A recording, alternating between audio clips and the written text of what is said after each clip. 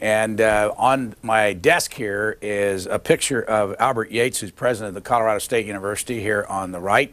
And on the left is Dan Ritchie, who has been involved with the University of Denver since 1983. He's a Harvard graduate himself, has an MBA, used to run Westinghouse Broadcasting, gave this school what amounts to almost $50 million in support, is the chancellor, works for nothing a year, is standing at a microphone at 6 o'clock in the morning at the Cable Center. Good morning, Chancellor Ritchie.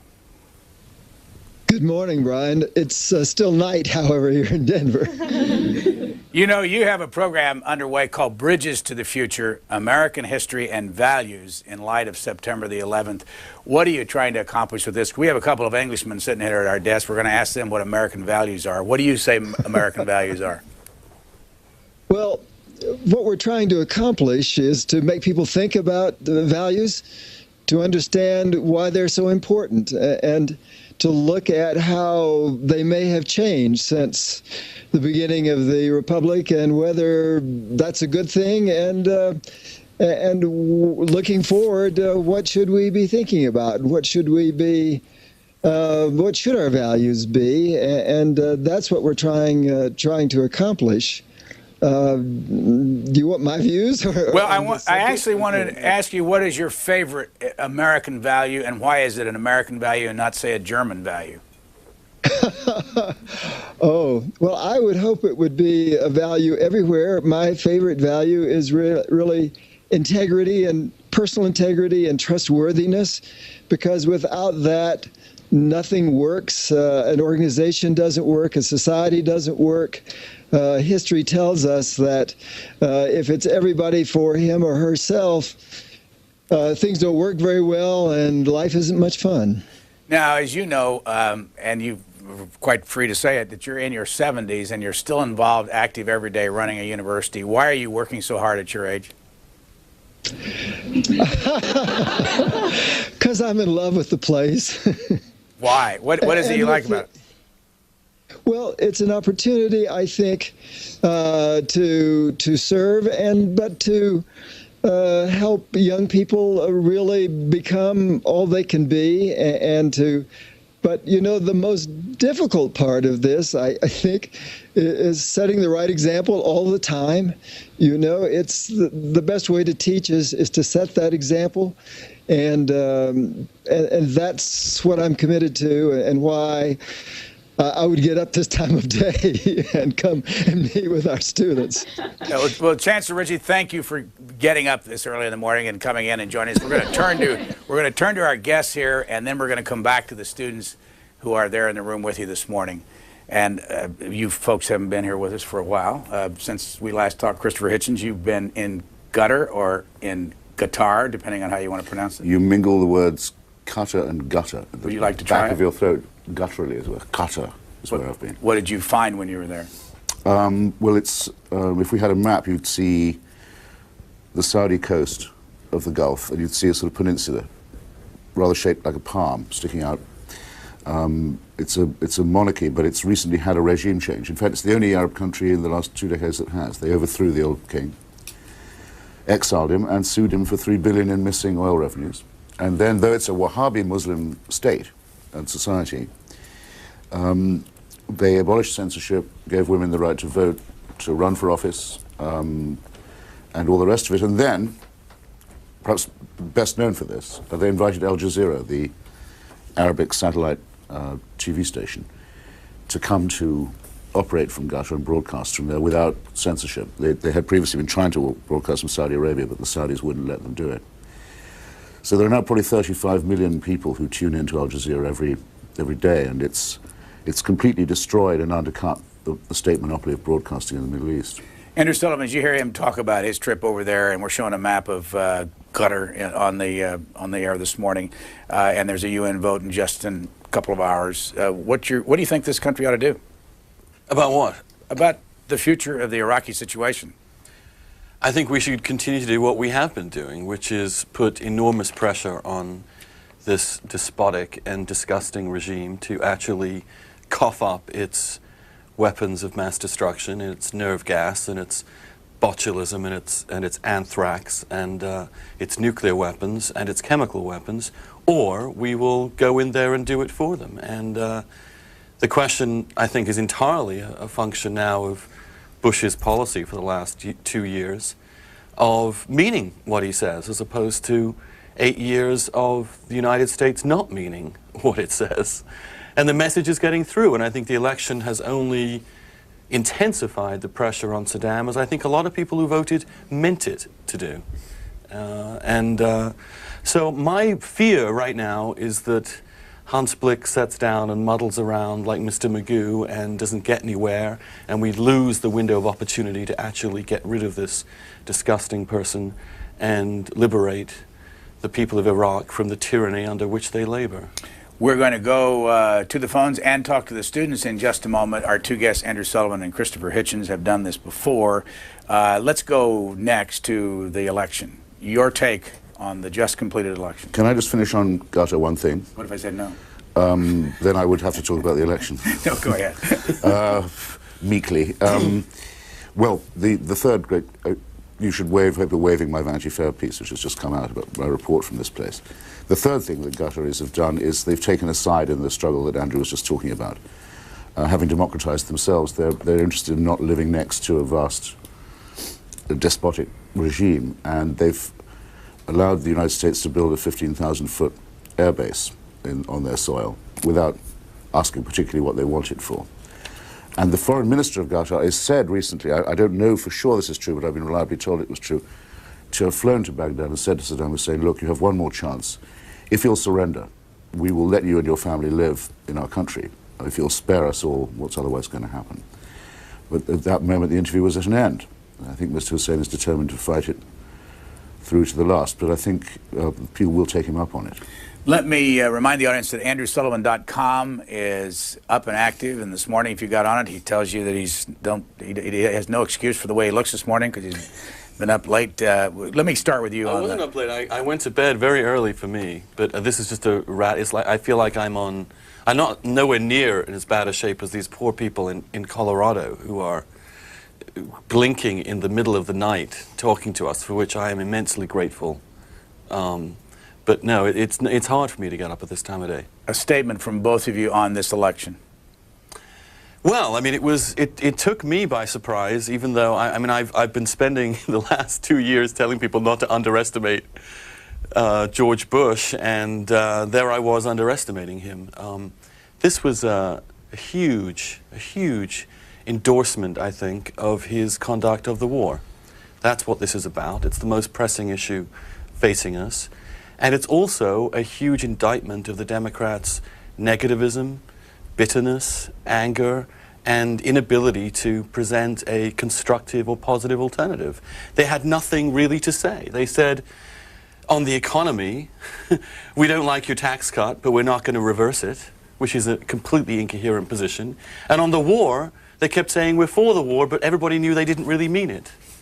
And between someone with conviction and people who have no conviction, it's a pretty easy decision for people to make. And this is a lesson we've learned so many times before. And there's the notion Democrats were hoping to win by blaming the wealthy or blaming the rich or blaming Bush or blaming any number of people, this negativism that they engaged in. I think it started with Gore in 2000. It's continued. It's rancid. It doesn't work. They've got to start offering something constructive instead. Christopher Hitchens, you notice that Andrew Sullivan's been in this country so long he's starting to lose his accent? How about you? No, I have noticed that, and I've actually been meaning to speak to him about it. He's so slightly overdone the assimilationist posture. Nobody asked my predictions for the election, which I'm sorry about, because if I'd made them, I would have turned out to be right. I hope you're impressed to hear. We'll accept that. I thought, no, I could feel it coming, because by the simple experience of asking myself, suppose I was a registered Democrat, which I will admit I'm not, but suppose I was, and I know a lot of people who are, what single thing would get me to the polls? I couldn't think of one. I just couldn't imagine one trying my best to be lenient for them. What do you think of George Bush? And so that's a terrible thing to have to say for a political party. The second thing, by the way, I want to say, I noticed this yesterday. The New York Times, doing its summary of the Senate race, it gave the percentages, races rather, It gave the percentages, the turnout, and then it also gave the money spent by each candidate. In no case was the Republican the big spender. The Democrats outspent in all the Republicans in each. The Times also. And I think that's new, by the way. The Terry McAuliffeization of the Democratic Party. You didn't answer my question, though. What do you think of George Bush? What do I think of George Bush? I think he is, I mustn't sound flippant about this, he's a very strong test of a very important proposition, which is that anyone can be president. In other words, he's probably the least qualified guy ever to have run for the office or even been considered for it. Everybody knows that he's not very well educated, not very well traveled, not very cultured, not very smart. But he's actually made a fair job of what ought to be, after all, a civil service position. But first, let me just... Anyone ought to be able to do it. Yale and Harvard are just reeling, having been told that being educated at Yale and Harvard means you're not very well educated. I mean, the truth is he was very well educated. I don't mean to say he didn't attend good schools, but I mean, so did I, but I'm not well educated. I went to a better university. I would judge him on the basis of what he's done. It seems to me that the achievement that he should have lost in 2000 by a landslide, given the economic conditions, given the incumbent vice president. He should have lost every debate on those grounds. He won every single one of them. Any historical precedent would have shown him losing... Al Gore. Well, Al Gore is supposed to be very well educated, of course, a lot dimmer than Bush turned out to be. No, I think you're still underestimating him, which is fine by him. He loves the idea that we got to get the phones and we got to get the students involved, and they should know that both these men were born in England. If you haven't figured it out by now, both of them went to Oxford, although Andrew Sullivan also snuck into Harvard for a while. And you've both lived here in the country for how long? It's nearly 20 years now. Mr. Hitchens. It's just 21 years. You are a citizen, Andrew Sullivan? I am not. You are a citizen, Christopher Hitchens? No, we both think we're cheating the country of its dues, actually. Lexington, Kentucky, first up. Go ahead, please. What would you like to say? Thank you very much. I just wanted to tell both these guys I'm huge fans of both of them. Read everything they write. Christopher Hitchens' weblog is killer. Hitchens is a great writer. As a libertarian Republican here in a red state, I'd like to ask both of them a quick question, two quick questions. One is, on economic policy, what are the one or two things they'd like to see Bush do? First, to get the economy going. Secondly, what do they think of one of our local heroes, Mitch McConnell? Who would like to start? Mr. Sullivan? I would like to see Bush broaden his tax cuts, not to remove the tax cuts at all. I think they should be made permanent, but I'd like to see them extended further down the income classes than they have been. I don't think it's good for conservatism simply to give tax breaks for the very wealthy. I think we need to give it to all people. We need to bring more people out of taxation altogether. I agree with him on the basic notion that we need to keep taxes low at this point, especially in a troubled economy. But I'd like to see him broaden his base in that way. The last time there was a Republican midterm sweep, the Gingrich time, they made a promise which I'd really like to see them keep, which is that people who live in the District of Columbia don't have to pay the federal income tax. That's because you live in the District of Columbia. Because we're not allowed to vote. Well, I do live in the District of Columbia, but I think I'm still waiting for that promise, that shining city on the hill. Do you have any opinion of Mitch McConnell, who's going to be the #2 leader for the Republicans in the Senate? I don't know anything about him except that he was a tremendous foe of the campaign finance reform. Let's go to Chicago, Illinois. And that he looks like the sort of guy. Chicago, and then we'll go out and ask our students to get involved. Chicago, you're on the air. Chicago, are you there? Chicago, Illinois, are you there? Yes, I'm here. Please speak up. Why you have two imports analyzing American politics? We do it all the time, but how about getting a comment in here or a question, and we'll go on with the program. Well, if they noticed that when the Civil Rights Bill was signed, majority of the people that's voting Republican were Democrats. Yes, that's true. That is probably true. Lyndon Johnson is said to have said, as he signed the bill, made it an act, that was the end of the Democratic Party in the South for his generation, if not longer. And but it was a gamble, or if you like, no, what is it? What am I talking about? It's neither a risk nor a gamble. It was a price he was willing to pay. Why are you two imports analyzing American politics? Because it's a free country and we can. And because I think we both love this country and have come here and made it our own. And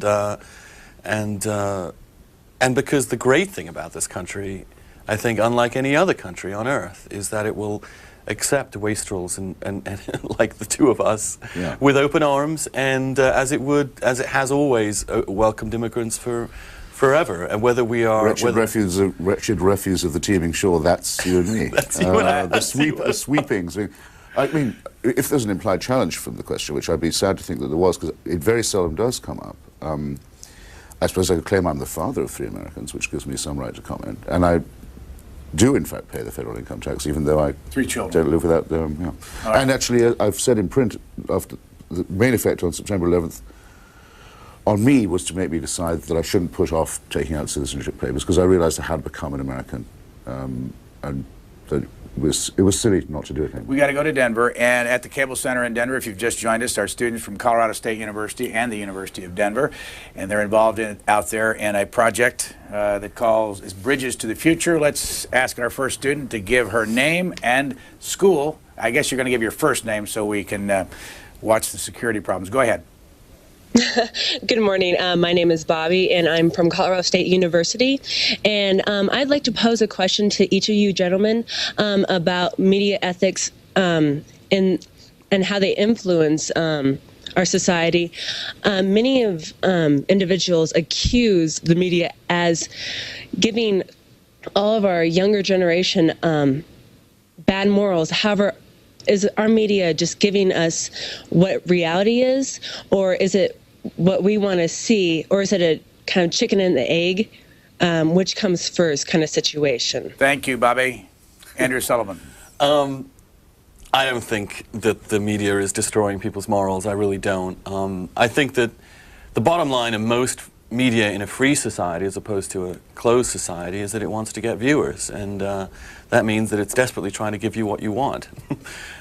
Which means I think there'll be a lot of dross out there, as well as a lot of good quality stuff. I don't think there's ever been a time in American and world history when the choices for media and for analysis and for news and for entertainment have ever been this broad. And one of the wonderful things about the internet, to toot my own horn and have had an amazing time for the last 2.5 years doing this website, is that you can now publish yourself. How many hits do you get a day? Last month, 1.1 million people, 1.1 million visits came to the site from about 250,000 people. For the whole year? Or? For the month. For the month. 2 days ago, 63,000 visits in one day. Let's go back. That's because he was plugging my book. The George Orwell book. Yes, the George Orwell book. It's called Why a Will Matters, available at fine stores. I thought you were going to be waving a copy. You're getting very good. I'm Americanizing. If you go to andrewsullivan.com, you can buy Christopher Hitchens' book directly and help the site as well. Let's go back to Colorado. Next student, please. Is this a great country or give us what? your first name. Hello, Denver. Hi, my name's Heather. I'm from Evergreen, Colorado. I'm from DU. My question is to both of you. Do you think that democracy in Iraq, would there be a regime change? Do you think democracy is possible? Paul Wolfowitz suggested a sort of denazification program that happened after World War II to happen in Iraq, and do you think that it would be possible? Christopher Hitchens. Excellent question. Heather, I've been in northern Iraq, the Kurdish areas, well, Kurdish and Turkmenish areas. They're currently living under an Anglo-American air cover umbrella, have been since the end of the last Gulf War. That's to say for about 10 years. In that region, there are elections. In the town of Erbil, one of the main cities, there are 21 newspapers published. There's every sign of a civil society emerging. Remember, this was an area that was very much racked before all this, not just by the poison and chemical tactics of Saddam Hussein. I've been to the town of Halabja where those chemical weapons were used, and there are people still with burning, inflamed injuries from it. Not just the terrible massacres they survived, but there are also quite a lot of inter-tribal rivalry and inter-clan rivalry in Kurdistan. There's every sign of that somewhat being overcome. So we don't have to speculate all that much. We know that in quite a large chunk of the country that's already been emancipated from Saddam Hussein's tyranny, there is a functioning civil society and the beginnings of a democracy. So I think that means that those of us who favor regime change aren't just having to make it up, or rather perhaps just hope for the best. We know the Iraqi and Kurdish peoples have it in them, and they have the aspiration for democracy and the education for it, and the thirst for it too. The problem... Now, I mean, there is a downside, as everybody knows. I mean, there are religious and other differences under the surface, but so there were in in Kurdistan before. Let me come back to you all as we go to Cookeville, Tennessee next. You disagree with the president. Go ahead, please. Hi, gentlemen. It's an honor to be on. I thank you for that. The previous question, which was posed to Democrats only, okay, did we as Democrats favor the election of a liberal or a moderate minority leader? Okay, I personally favor a liberal because I feel like we need the balance because of Tom DeLay and Mitch McConnell. But I'm curious as to what your two guests feel. What do they think would best help the Democratic Party? Thanks. Andrew Sullivan. I think the liberal moderate question is not as significant as a deeper question, which is that the Democratic Party seems to me it has to figure out what it's for rather than what it's against. You know, Gore ran a campaign against the wealthy, against corporations, against Bush. He managed to get the corporations and the wealthy to pay for the campaign, too, yes, which is incredibly clever. It was and no one believed him in the first place because it was clearly put on. And the Democrats since then have been entirely negative. It seems to me that what they need to do is to be constructive, to say, if we don't favor regime change in Iraq, then what do we favor? Do we favor containment? Do we favor sanctions? Rather than just simply whining and criticizing. If they don't favor the tax cut, then what do they favor? I think what people didn't hear in the last election was a positive, constructive message. I don't think that matters whether it comes from a liberal or a moderate. What matters is that it's done positively, constructively, without this kind of sneering, whiny, Terry McAuliffe, sleazy atmosphere that currently pervades the Democratic Party's leadership. Mr. Hitchens. Well, as the British Conservative Party is in the process of finding out, there's nothing that historically mandates the survival of a political party. I mean, there's no iron law that says a party has to go on existing. My friend Patrick Cadell said to me in '92, when Clinton became the leader of the Democratic Party, or its nominee for president, incredibly enough, he said that he thought the Democrats would soon go the way of the Whigs, that they no longer stood for anything, that they lost their raison d'etre. They were just a fundraising and Tammany Hall vote-getting machine, that was all. And things like that are historically condemned. And I later wrote a book about the abysmal nature of the Clinton regime.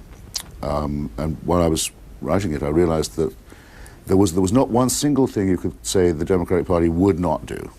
I mean, they'd given up everything that gave them what they thought had given them a moral advantage. They'd rallied behind a self-evident crook as the president. They'd covered up for his crimes. They'd excused them. They'd taken dirty money. They still are the most corrupt party. I mean, the things that were done in the Clinton-Gore regime by way of raising money on government time with government favor eclipsed even what Richard Nixon did. I got to go back. It's going to be a very pitiless verdict on this. Hold on, we got to go back to Denver. What's our next student's question? Yeah, I'm Patrick. I was wondering, with regards to the internet and the media, how do you see the future shaping up, being that you can now start an online news service on the internet for basically free, thereby taking the power away from just the wealthy elites to control the media? And how do you think that will shape the future? It's fabulous, and I advise anybody that wants to make their voice heard to actually get on there and do it themselves. There's this amazing new realm of the media out there. We're calling it the blogosphere, but it's basically a lot of amateurs who are doing better jobs than the professionals, seeing stuff out there that is ignored. And there's no question that we also have a real problem in the media elite. It is blinkered, it is skewed, it is run by a small group of people who talk to themselves. The media missed this election by a long shot. The New York Times last Sunday had a poll showing the Republicans with a 7-point lead in a generic question. They buried that news because they didn't want to listen to it. They didn't want to hear it. And when you have mainstream media things like the New York Times just simply skewing the news for its own agenda, it's fantastic that there are lots of people out there conducting guerrilla warfare, putting out the news for themselves. Let's go back to... it's a great new era. Another student question from University of Colorado, Denver. Go ahead, please. Hi, my name is Saraya. I'm from the University of Denver. My question is to both of you regarding the vagueness on this war on terrorism. Is it just going to be like countries we don't like, or is it going to be everybody who's invoking fear in their citizens, or anyone who's against America? And what do you think is going to happen?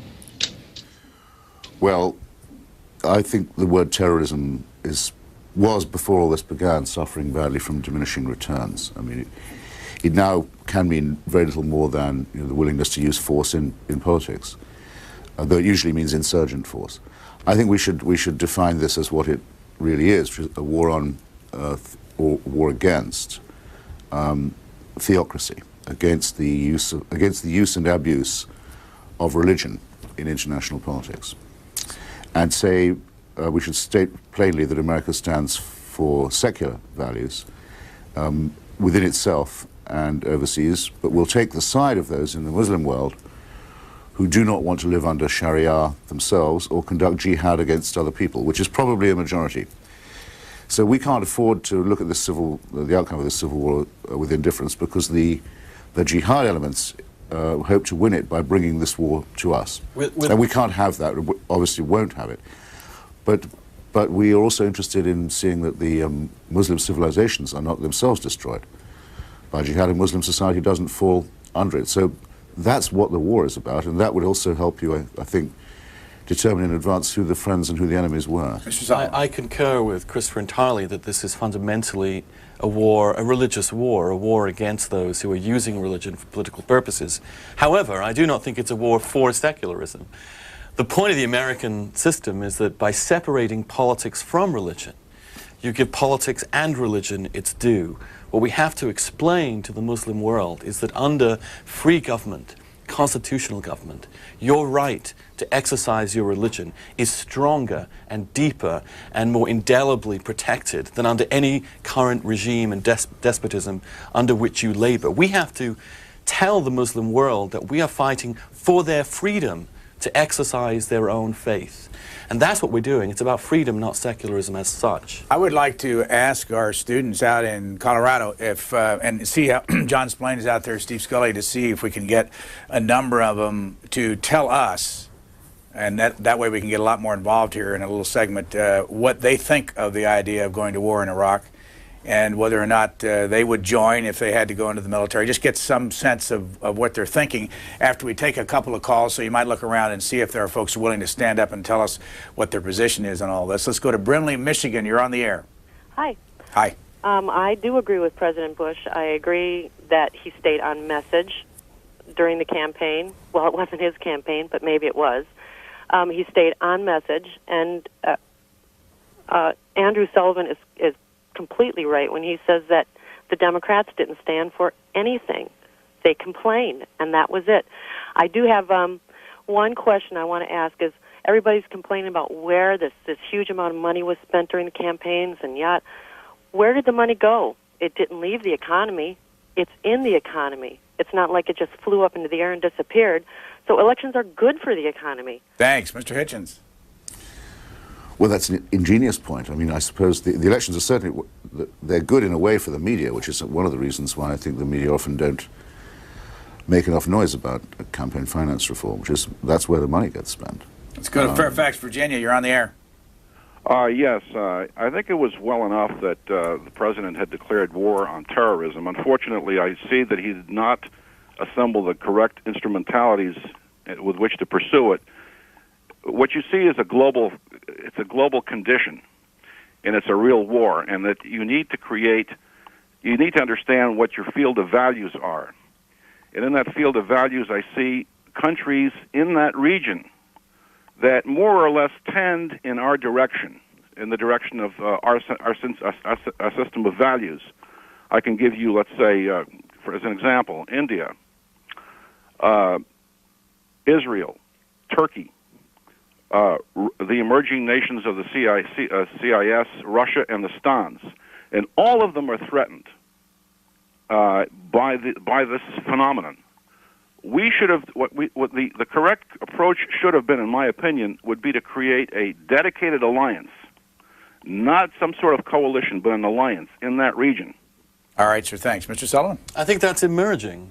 There's no question that Turkey and Israel are signing off on the impending war or impending conflict of some sort.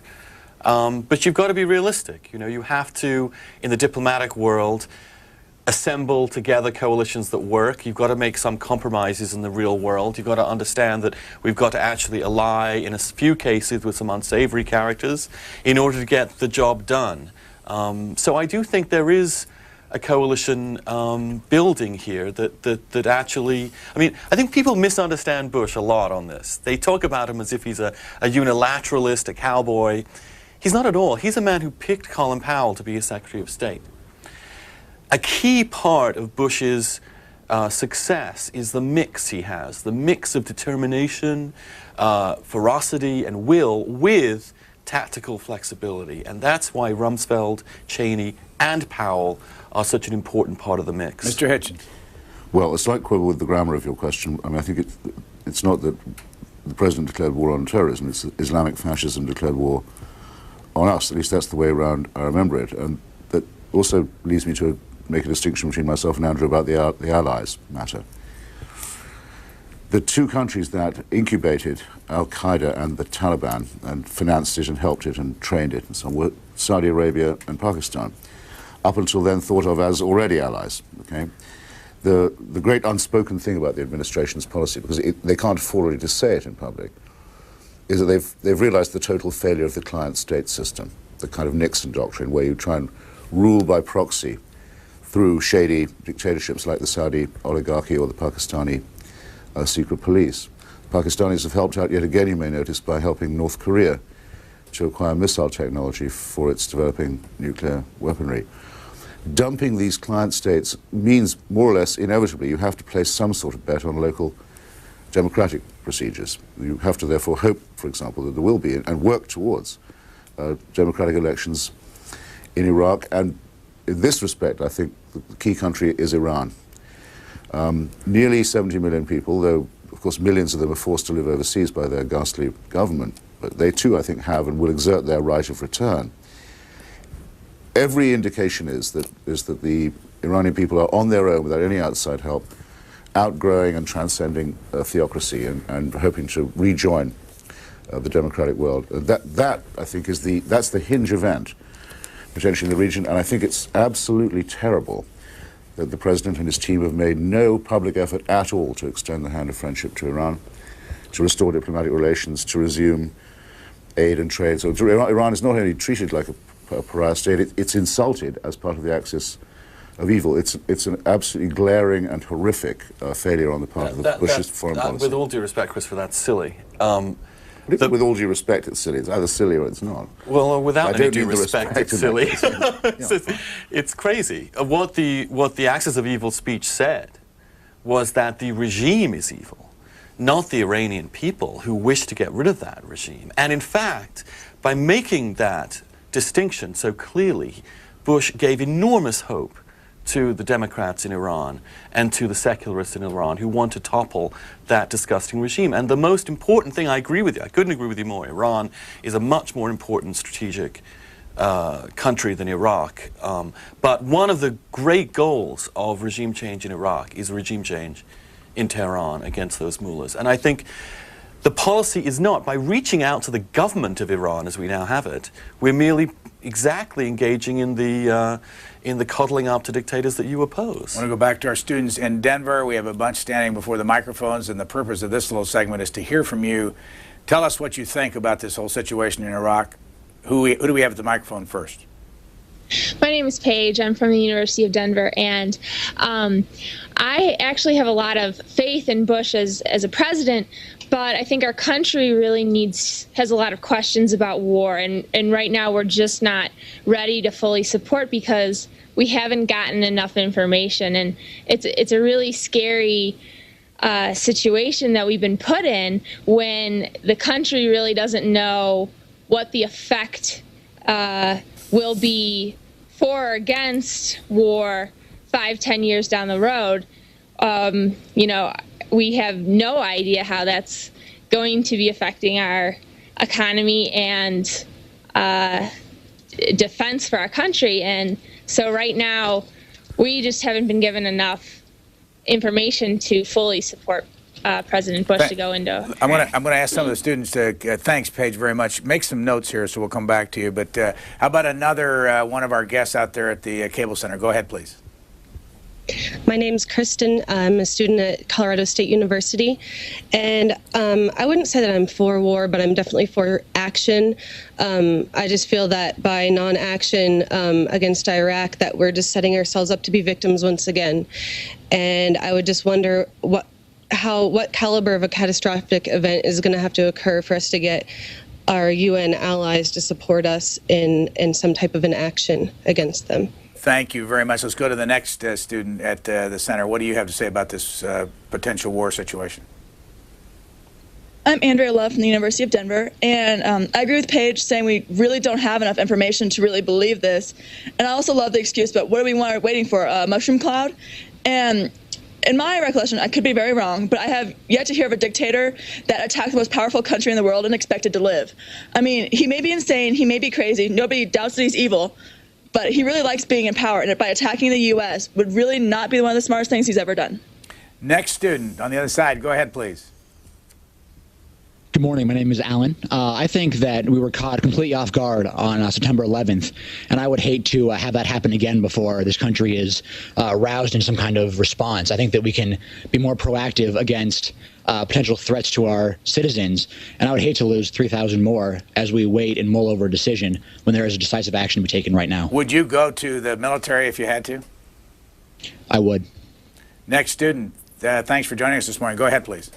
Thank you. My question is, do you not fear that if we do take action in Iraq, there will be even more recruits happening in Al-Qaeda and even more people wanting to be against America? And what about you? How do you feel if somebody said that they were going to draft both men and women for this effort? Would you go? No, I would not. Next student, please. Well, I was just going to say that going to war, we've given him a chance. We've given Iraq a chance, and they continue to defy UN sanctions. It's not about the U.S. going to war. It's about following up on the sanctions that have already been imposed. Would you go on the service? Yes, absolutely. Next student, please, on the other side. Hi, I'm Lindsay Singleton from Colorado State University, and I just think that it's kind of ironic that we're fighting for freedom and we're fighting for democracy, yet we see people, 40,000 people saying no, I don't think it's a good idea to go to war against Iraq, and it just doesn't seem to add up to what we're standing for.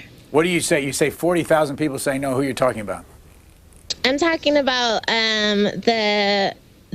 the people in Washington who protested against the war, people all across the world, actually. All right, thanks. And we're, okay. Another student? Is there one more over on the other side? Go ahead. Hi, my name's Cassie. I'm from Colorado State University.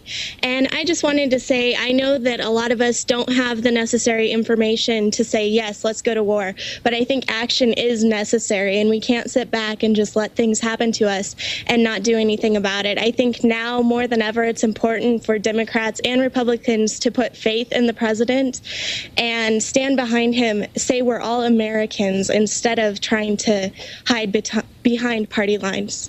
Thanks. Gentlemen, go back to what Paige said. We don't have enough information, she said. What do you say to that? I'm totally fed up with hearing that, actually. I feel a rather strict mood with the students this morning. She sounds just like Tom Daschle used to sound like. The president hasn't made his case. Go and do some reading of your own. Go and inform yourself. Who do you think is going to do the job for you? There are lots of ways of looking this up. There are excellent books to read. There's a very good new one by a man named Kenneth Pollock. It's produced by the Council on Foreign Relations. It has the terrible title, The Threatening Storm, but it's the case to beat. It's the case you have to vanquish if you're against intervention. So don't wait to be spoon-fed on this. You should have mugged up on it by now, I would say. There is going to be a meltdown of the Iraqi regime no matter what. Bear this in mind. I mean, the Saddam Hussein regime is in the process of imploding. There will therefore be a post-Saddam Iraq to worry about, with quite a lot of chaos and instability and misery and violence, no matter what we do. The question is whether we're going to just watch it or whether the United States and the international community is going to involve itself or not. And I think that makes it something like a no-brainer. I don't know why Brian asks you why you're, or whether you would go to be soldiers, because it seems to me that conspicuously in this case of this war, It's more dangerous to be a civilian than to be in the army. The whole point about this war is that it's a war that began on our own soil. I feel that I live in a quite tall building in downtown Washington, D.C. I'm much more likely to be the object or the target of violence than I would be if I was wearing a uniform on the American airstrip in Qatar, for example. Let me address the question that another of the students asked, which is about why would Saddam do this, considering he might get popped off as a result. First of all, he may get popped off anyway from his own country. Secondly, that's not the point. The point is proxy attacks. These people are very smart. Rather than actually doing it themselves, they will get proxy terrorists using their weapons of mass destruction to do it for us. The other young student talked about 3,000 deaths. 3,000 is nothing compared to what we are in danger of. What September 11th showed us is that what if those planes had nuclear material? What if they had smallpox? What if they had the kind of weapons that we know that Saddam Hussein has, is building, is generating, and is hiding? That's the question. We still don't know, for example, who was behind the anthrax attacks of last year. That's the genius of the combination of these rogue states and amorphous terroristic entities that want to destroy you and me and our free way of life. Raleigh, North Carolina. That's the threat. Come on in here. Sorry to keep you waiting. That's okay. Hi, I'm Jane, and I was hoping there was an in-between line because I've been waiting to hear something, and I think I just heard from Christopher and Mr. Sullivan reasoning enough that I'm now on the agree with the president side. I'm most appreciative of C-SPAN, most appreciative also, as Mr. Sullivan mentions, about the news that is available, whereas in years past, decade ago maybe even 5 years ago, that was so canned, that was so controlled by a few people. It is thrilling that we now have more access to as close as we're going to get to the truth. Do you go on the internet yourself? Yes, I do.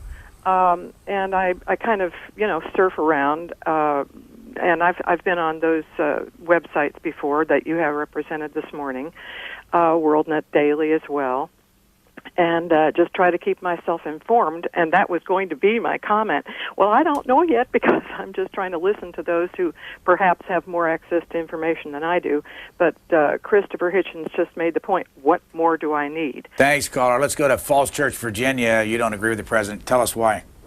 Well, I can't say I have a taste for his...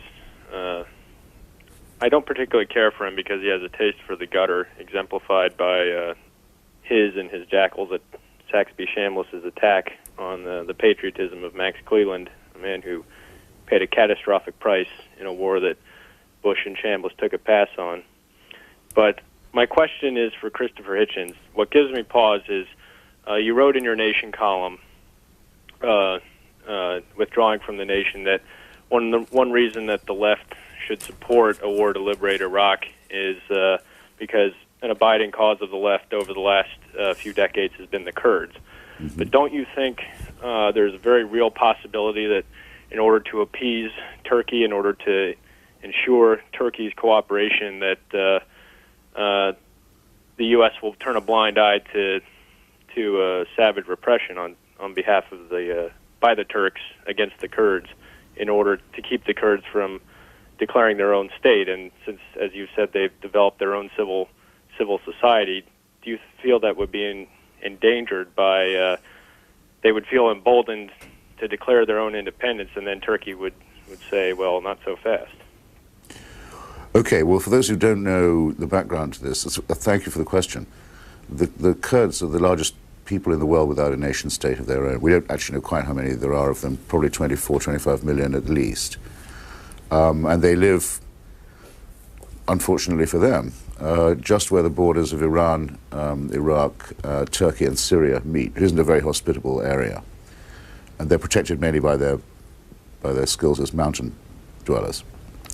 They've always been a hill people, and that's what's kept them going.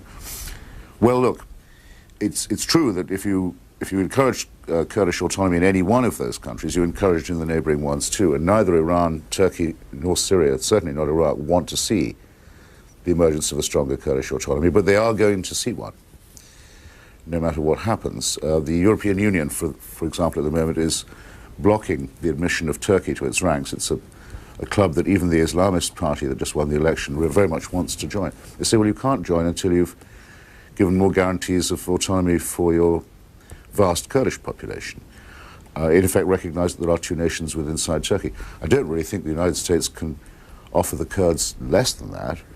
And since they are and have been our allies and are already fighting against Saddam Hussein and have already partially defeated him, I think they have a very reasonable chance of coming out of this ahead. But you're quite right. There will be pressure from people in the conservative ranks here and the people who are the friends of the Turkish government to water down the commitment to Kurdistan. But I'd hope people will be vigilant about it. Andrew Sullivan, what do you two now disagree about? I mean, we first invited you here some time ago, and there was a lot of disagreement. You sound like you two come from the same side now.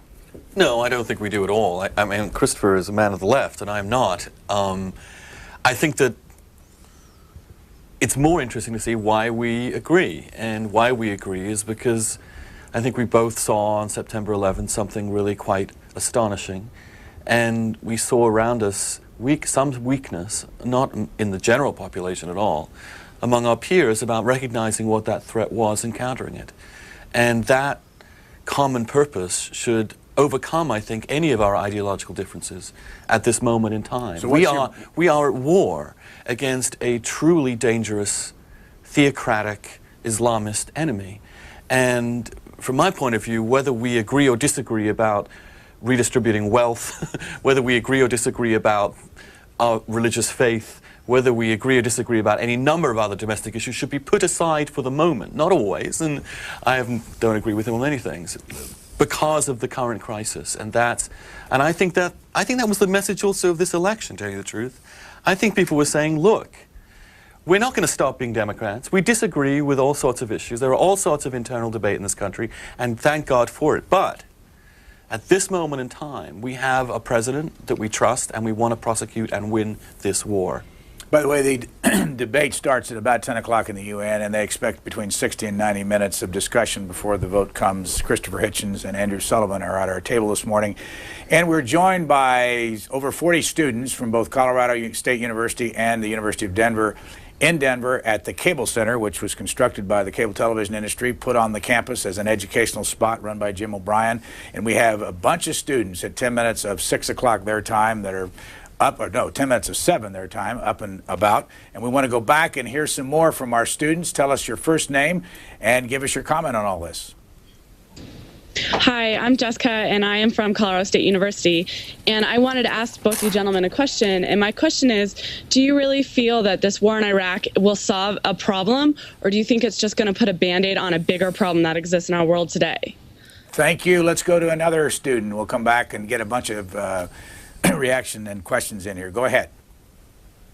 Hello, my name is Diana, and I was just curious as to what you gentlemen think the UN's role should be in the war against terror. The UN's role in the war against terror. Let's go back to the other side. Go ahead, please. Who's got a question? Go ahead. My name is Annie. I'm with the University of Denver. I was actually wondering, we talk a lot about media bias, and if either of you see the media biased either way, and on top of that, how we should keep ourselves best informed outside of any kind of bias. Let me ask you, do you see media bias? I think that we see a bias towards wealth here, and most of the major media venues are controlled by money, and you can make arguments that it's liberal because liberals can afford, or they can afford to be liberal, or that they're owned by major corporations, so it's more conservatives. It goes both ways, I think. Thanks. Let's go to another student in Denver. Go ahead, please. Please go ahead. That's Professor. Go ahead. Good morning, everybody. I'm Yang Ming. I'm the visiting scholar from China. I'm against the possible war to Iraq. One of the reasons for Bush to make a possible war to Iraq is that Iraq violates UN UN's resolution. Of course, UN's resolution should be respected by every country. But there are still some countries in the world who are that violate UN resolutions. For example, Israel. What was U.S. government's attitude to it? Thanks. Thanks, Professor. We get the point of the question. Do you have a comment on that last question from the... Professor Yamin is, of course, right. I think the Israelis have probably racked up the largest number of UN condemnations for the appalling mistreatment of the non-Jewish population, the other population of Palestine. And it's now admitted by everyone, and even the president himself has become the first American president to use the words Palestinian and state in the same sentence and in apposition to one another.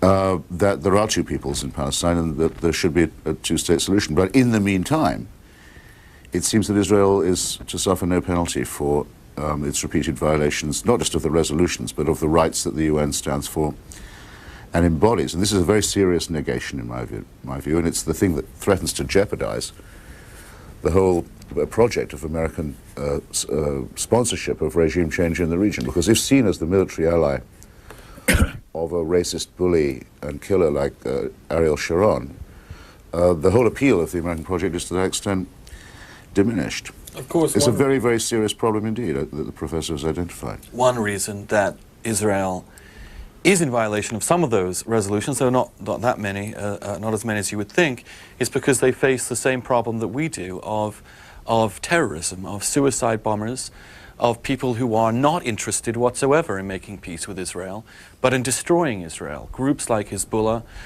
groups like the Palestinian entity that are basically also partly funded by people like Saddam and indeed the Islamists who want to destroy the state of Israel and that join with Saddam and the Saudis and many other Arab regimes in a fanatical Hitlerian anti-Semitism that wants to see Israel taken off the map. Now, the other difference is quite obvious.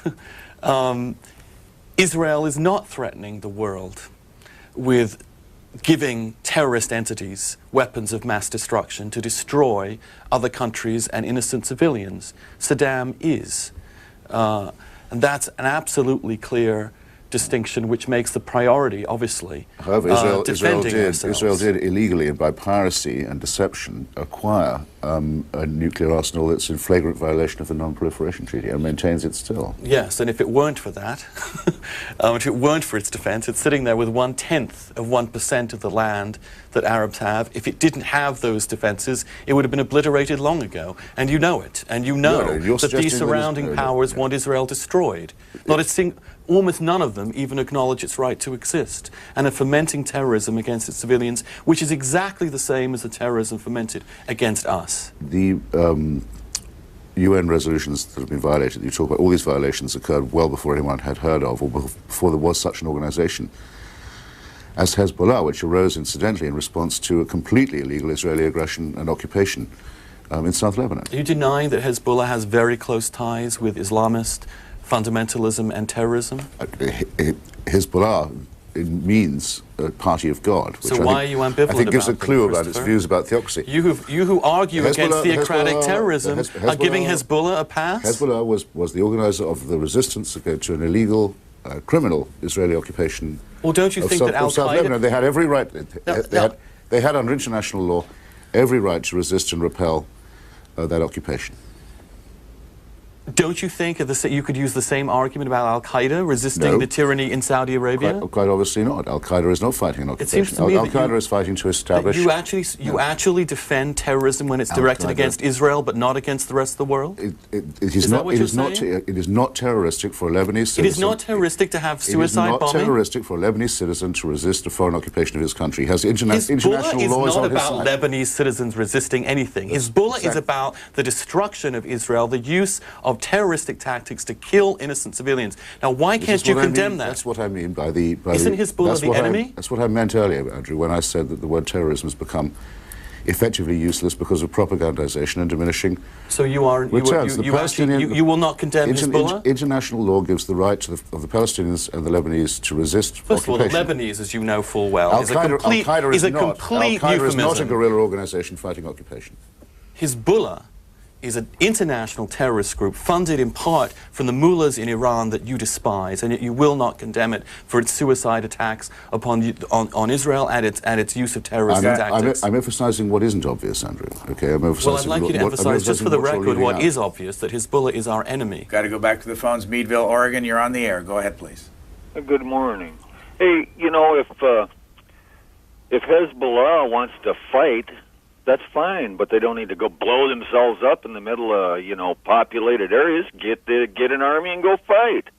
That's ridiculous. They're terrorists. Well, actually, that's what they did do in South Lebanon. You can see them out in the open. You still can. Did you have another point, Meadville? I do want to correct Rebecca's point about the Lebanese.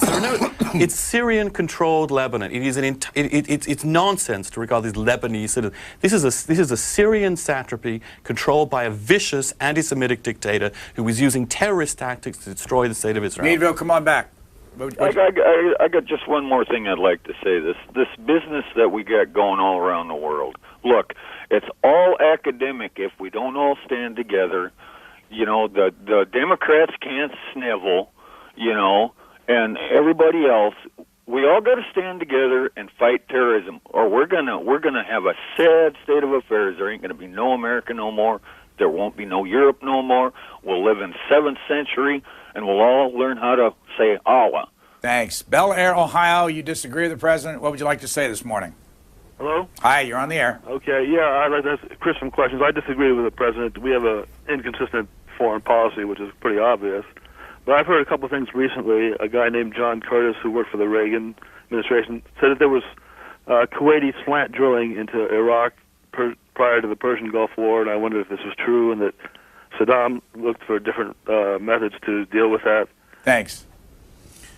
I believe that it is true there was Kuwaiti slant drilling before the last Gulf War, and there's always been a question about a border dispute between Iraq and Kuwait involving the Rumaila oil field and the small islands Bubiyan and Warba that are just off the coast. And it's quite possible that the Iraqis have some claim there. Certainly, Iraqi governments prior to the Saddam Hussein regime thought that Iraq did, and indeed Kuwait was initially detached by force by British colonialism from Iraq. Many Iraqi nationalists think of it as a lost province of the country, but that wouldn't justify the annexation of the whole of Kuwait by force and the putting of the population of Kuwait City more or less to the sword by Saddam Hussein, which is what actually did happen. This is also part of the problem of the left right now. You keep going back, finding inconsistencies, finding things we did wrong in the past, trying to find any kind of red herring apart from the fundamental crisis we now face. Are we going to tackle the threat of terrorism, which has already declared war on the United States, or are we not? Stop, if I were to give you advice, stop this sort of long litany of anti-American grievances and understand, put those behind you and go from now. If we did, for example, this is the point Christopher has made very eloquently, let's say we did at some point in the past disgracefully aid Saddam. Doesn't that make it more incumbent upon us today to rectify that error? Instead, the left wants to go back and back on its bitterness, on its anti-American trip, and it's getting nowhere. And the people are sick of it. We need to go back to our group in Colorado. There's a lot standing up at the microphones. We want to hear from a bunch of you. Go ahead out there. Tell us what you think or what you want to ask. Hi, my name is Nikki. I'm from the University of Denver. Well, first, just a really quick comment. I do really agree with Chris Hitchens on his comments on Palestine, and I really applaud you for that. And sorry to be going back to the Iraq thing, but where do you, if we do go to war with Iraq, where do you think we should stop? Should we start an invasion on Korea because now they have weapons of mass destruction? Where do you think that line should be drawn? Next question from Colorado. Go ahead, please. My name is Katie, and I'm a junior at the University of Denver. And I know we've been speaking a lot in specifics, but my question is more in the general sense of we've been talking about setting a lot of values. And Chancellor Ritchie talked about integrity. I was just wondering what you think are some attainable goals that we can set and what actions we can take to achieve these values. And do people really all have the potential to make a difference? Next question from Colorado. Other side. Go ahead, please. My name is Jessica, and I'm also from Colorado State University. We've been talking again a lot about values and whatnot, and we know that journalists hold themselves to a set of values that they've outlined. Do you think that they also hold a moral obligation to society? Let me ask you what you think a good American value is, Jessica. We were actually asked this last night, and mine was education. I think that education is the building block to get anybody to anywhere. Next side, what do you say? What's your question? What's your comment? My question is, what do both these gentlemen think about Scott Ritter's claims about the weapons of mass destruction in Iraq? What do you think of it? I think he has a lot of valid points, and I think it's important to know that he's a primary source instead of listening to what other people have to say, because he's actually been there and he is a former UN weapons inspector. So why do you, let me ask you this, why do you believe him and not any of the other inspectors, and none of them have said the same things he said? It's not that I don't believe it, but I think he has a lot of valid points about what we've been doing for the past 10 years with the sanctions and the destruction it's been causing the Iraqi people, and I don't understand how it's going to help them if we bomb them. Thanks, Soraya. Let's go to the other side again. Go ahead, please. Hi, I'm Sam. I'm from the University of Denver. And my question I have two things. First, do you actually think we're going to go to war with Iraq? And if we do you think we'll have more terrorist acts occur? Because after 9/11 and like the anthrax scare, there haven't really been many more like terrorist acts. But if we go to war with Iraq, do you think other terrorist groups will react in other ways? Sam, what's your instincts? Are we going to go to war? I hope we don't, but I'm not really sure if we are. Next side, please. Go ahead, Denver. You're on. Hi, I'm Andrea from the University of Denver, and I just kind of want to bring up the point that we're talking about all these, 3,000 Americans that have died. Without the thousands of people that die every day, every week in Iraq because we bomb their water treatment facilities and their electricity plants and all these sanctions on them. And if we go to war, we have more or less remote-controlled planes with bombs on them. We can be 500 miles away, and we aren't in trouble. Yet we're bombing these people we can't see, and we've been doing this for 4 years now, and yet now we're just trying to declare war now. Where is the justice in this? Wow, 3,000 Americans, thousands of Iraqi citizens every week die. Next side, please. Go ahead. My name is Tom. I'm a DU student. I think it's interesting. There have been several polls about whether we should go to war, and one poll is, should we just go to war? And with that question, people generally say yes. But when it's added that we may lose American lives in the war, the poll results go down with less people wanting a war. It's very obvious that you can't win a war without ground troops. I was wondering, is anybody taking into consideration that we're going to lose lives on the ground in Iraq? Thanks. Let's stop there for a moment and pick up. Christopher Hitchens, any of those things you want to comment on? Yes, a lot of them. First, I'd like to caution everybody, I do this all the time, don't say war on Iraq, don't say war with Iraq. No one wants that, and there isn't going to be one. There is going to be a conflict with Saddam Hussein, an intervention to remove Saddam Hussein from the leadership of Iraq.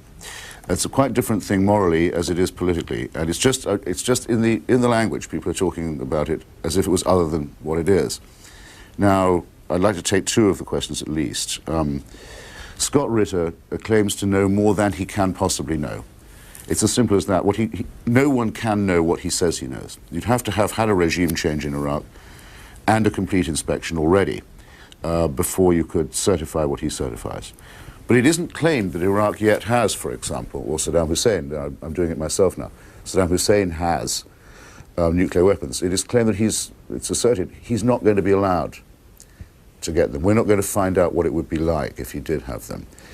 Thus, to your point about North Korea, where I've also been, I'm quite well up on my axis, by the way. I've been to North Korea and Iraq, and I've been to both sides of the DMZ in Korea, and the impressive fact about that very bleak landscape, which is fantastic concentration of force and violence and weaponry, is that the capital city of South Korea, Seoul, is about 20 miles south of it, which means it would be destroyed in the first round of any renewed Korean war. The war would end with the destruction of the North Korean regime too, but it would start with the destruction of the capital city of a major democracy. Now we know the North Koreans have uranium rods. They are in a position where they can talk deterrence, where they can impress us with their deterrent effect. Just imagine if Saddam Hussein was in that position. That's what you have to do. Syria, I think was the name, or was it Soraya? I'm not sure. Had a question earlier too, which we didn't get back to. But others have brought up, what if this makes more people dislike us, is how it roughly goes. Sometimes it's, what if it makes more people join Al-Qaeda?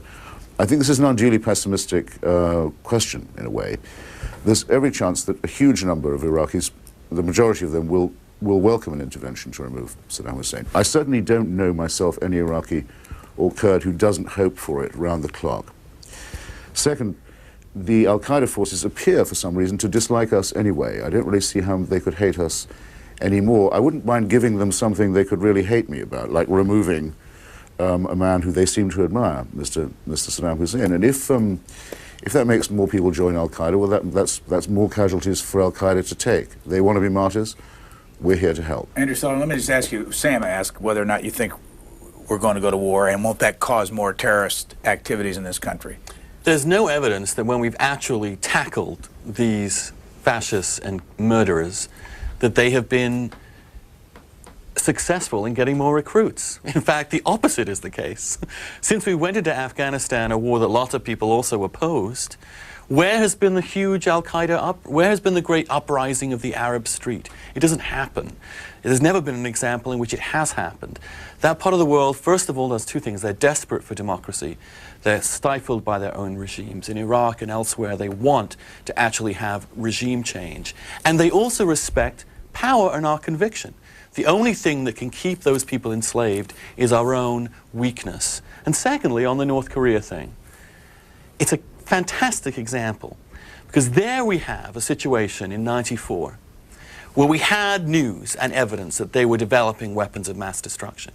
And you had two choices, confront them or appease them. And Clinton and Carter constructed a policy of dialogue, of talk, of peace negotiations, of incentives, engaging these murderous tyrants who were starving their own people as if they were reasonable human beings. We find out 6 or 7 or 8 years later, lo and behold, they ignored us. They built a nuclear bomb, or the capacity for a nuclear bomb anyway. Now imagine if Saddam Hussein has a nuclear capacity, we can do nothing. Any war against him would lead to a nuclear conflagration. He then has the entire territory that he controls as a launch pad for every vile terrorist organization in the world. If we wait, if we do not take him on, then we are essentially creating the possibility for a far bigger war, far worse conflict, far more deaths than we do if we go in now. It's just like if we'd stopped Hitler in 1936 rather than 1939. So much awful devastation and loss would have been avoided. The question is not war or peace. The question is war now or war later. You got to grab a phone call. Hatfield, Massachusetts, you're on the air. Hi, good morning, C-SPAN. Thank you for taking my call. Appreciate it. Good morning, gentlemen. Mr. Sullivan is applying clear logic to the equation. Your enemies can't hate you any more than they already do, so have no fear when you attack them. And, I think that, and I'll just take 20 seconds here, I think that the difference between rogue outlaw state-sponsored terrorists who finance and assist any international terrorist group, but that nexus of weapons of mass destruction, rogue outlaw state sponsors, and international terrorist groups is a fear and a risk that we can't ignore. I also think that if Al Gore had become president, that he would have chose to apply the same logic to this. And I would like to get the gentleman's response. Do they estimate that a President Gore would have responded similarly to the way President Bush is responding? Mr. Hitchens. No, sir, I do not. I mean, a man who cracked up over a recount in Florida and basically burst into tears and grew a beard and went all runny is someone I'm very glad was not president on the 11th of September. And as for his choice of vice president, what can I say? No, I don't actually believe that there's a special providence that watches over the United States. I wish I could believe in such a thing. I don't. But it's tempting sometimes to think there might be, in that we were this close to having those guys in charge that day. And my mind refuses to engage with how ghastly a thought that is. Either Afghanistan would now be a glowing, smouldering ruin, or it would still be run by the Taliban. One or other of those, I think, would be the likeliest. Hatboro, Pennsylvania. Hatboro, go ahead, please. You're on the air. Yes, good morning. I'd like to ask them just one question to your panel there.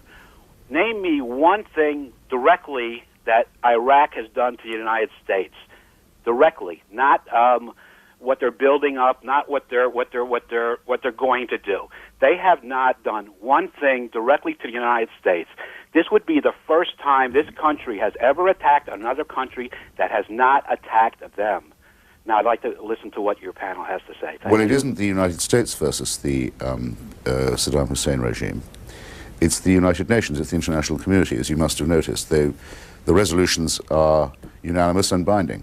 As far as I know, unless you exempt the possibility, which some serious people do entertain, that the first bombing of the World Trade Center had an Iraqi secret police hand in it. I'm agnostic about that, by the way. There is no example of the sort you seek, but you wouldn't need it. This is an enforcement of international law and international standards. Mr. Sullivan? It's also true that Saddam killed many American soldiers and Allied soldiers in the first Gulf War after violating international law. So there are actually families of people in this country whose sons and daughters were killed by that man. Attenborough, would you want to come back on both these gentlemen and give us your comments? Absolutely. When they attacked, we attacked them in the Desert Storm. Excuse me? Excuse me. He invaded Kuwait. I mean, this is like saying we attacked Hitler first. I mean, it's absurd. Just go back and read your history. Let the gentleman finish. Go ahead. I know my history. You're going to let me finish. Number one, we came over to protect Kuwait because they invaded Kuwait, because they had a border dispute. We were over there to protect Kuwait. We attacked them, they defended ourselves, and they again attacked our soldiers. Just the same as anybody else in this country would do the same if they were attacked. Leave it. Leave it. I think that should speak for itself, I think. Really. Let's go back to Denver. What do you say, students? Please go ahead.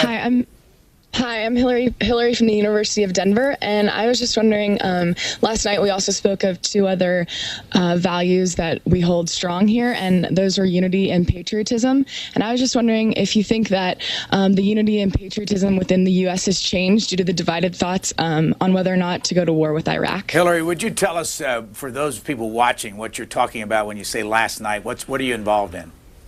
Well, we've got the University of Denver and Colorado State University together last night, two different classes from each school, and we basically sat down and discussed what we thought were important values for our country right now and overall. What did you learn from that discussion? Well, I think that I have a lot of the same views as a lot of people that I spoke with last night and that were speaking. And I think that I just haven't been able to put into one word a certain value that I hold strong. And last night I was able to see different words that could define how I feel as well. Let me say that I think that there is a very important distinction between the concept of unity and the concept of patriotism. In a democracy, we don't have to be unified to be patriotic.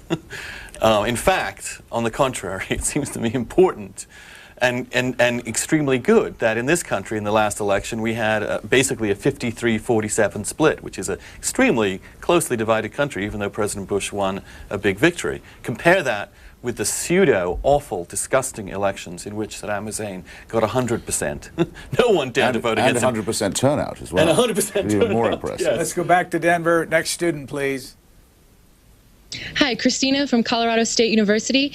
We've been talking about privacy lately on campus and in the university, and I was wondering what you gentlemen feel in our current situation, how we can maintain security without our personal privacy being truly affected. Do you feel your own personal privacy is threatened?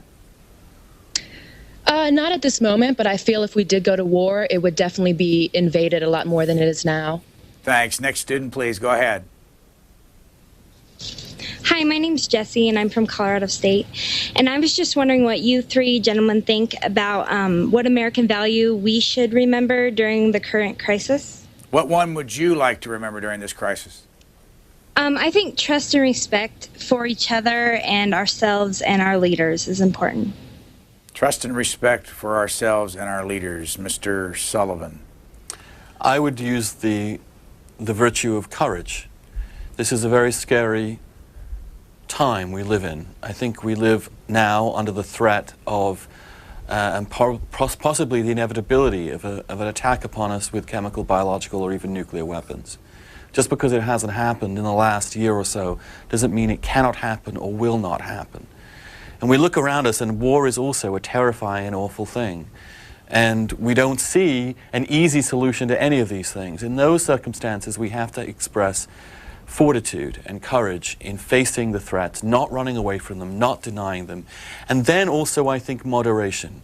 We want to go through with this war with restraint, clarity, and prudence. I don't think we want an impulsive or reckless war. We want something that was going to make the world a safer place, not a more dangerous place. Harmington, Connecticut, you're on the air. Good morning.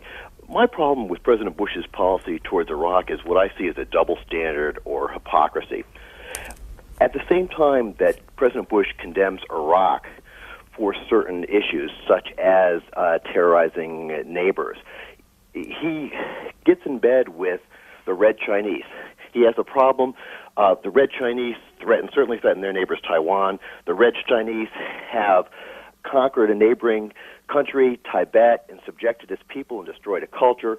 The Red Chinese have taken down an American plane in international airspace and held American soldiers prisoner.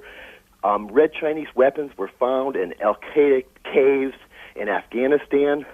The very same standards that George Bush is applying against Iraq and his intentions to liberate the country apply towards Red China. Plus, Red China has weapons of mass destruction targeted at American cities. But he has the premier of China at his ranch in Texas. What's the difference? Plus, Dick Cheney, as CEO of Halliburton, bought oil from Iraq. You know, what's the big threat? I don't understand. I don't understand the hypocrisy. Your reaction, Mr. Well, Hitchens. I must say it makes me feel young again to hear the words Red China pronounced with such menace, and if I may say so often also in the same question. The fact of the matter is some countries are too big to stand up against. I mean, I will let you into a secret of realpolitik. We detest, for example, what the Russians and formerly the Soviet Union do in Chechnya. But there's nothing we can or propose to do about it. They're too big to stand up against. The charges you make against Red China are, as far as I could tell, all of them true, except I don't think they help to arm Al-Qaeda. They also face a Muslim insurgency within their own borders, and for this reason are willing to be friendly with the United States at the moment. And they have a vote on their permanent member of the Security Council, so they will get much nicer treatment than another country would if, say, you didn't doubt, by the way, that they repeatedly invade or threaten with invasion Vietnam. But there it is. There it is. He mentioned Taiwan and Tibet too, but not Vietnam. By the way, which is a country close to my heart. So there it is. I'm afraid they're just too big, and they've both got vetoes on the UN Security Council. On a different note, on my desk here is a cartoon from the New York Times a couple weeks ago by Robert Grossman. It's in a column by Judith Shulevitz, and it shows a man named Orwell crawling across the ground and two little figures on his back. This one is supposed to be Andrew Sullivan, and this one is supposed to be you. You look like a little angel there. Mr. Grossman came up to me the other day at a party in New York, and I think he wanted to apologize for this caricature. But I said, no, leave it the way it is. It's too flattering for words. But you look like a cute little fellow. He looks like the Christopher Robin that we all knew and loved. And what do you look like here, Andrew Sullivan? I leave that for others. He certainly got the plaid shirt right. But what's going on here between the two? Because I know you've been dialoguing, as they say, on the internet. Here's the book, Why Orwell Matters. We have students out there that are studying people like Orwell, I suspect, or do you suspect they're studying him? Well, I hope so, and then again, I hope not, because in a way it's death for an author to become a set book. I mean, he becomes respectable and compulsory, and I think a lot of people have been made to read Animal Farm in 1984. I think it's still likelier than not that that's become a compulsory book.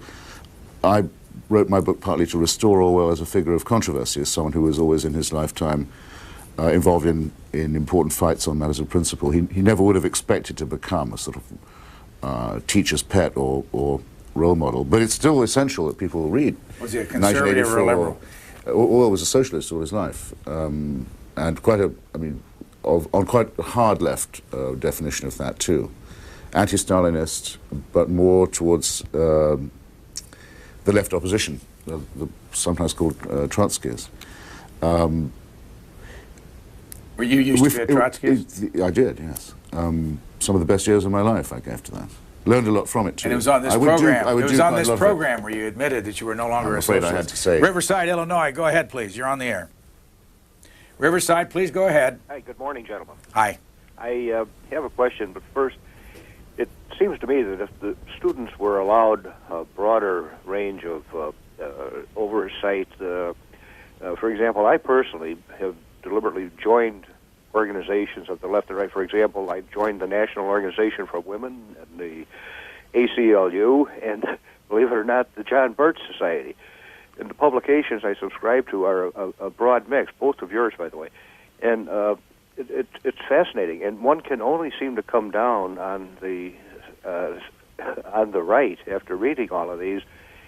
If the students were to do that, if they were be permitted to have a broad reading scope, I think there would be less confusion in some of their statements.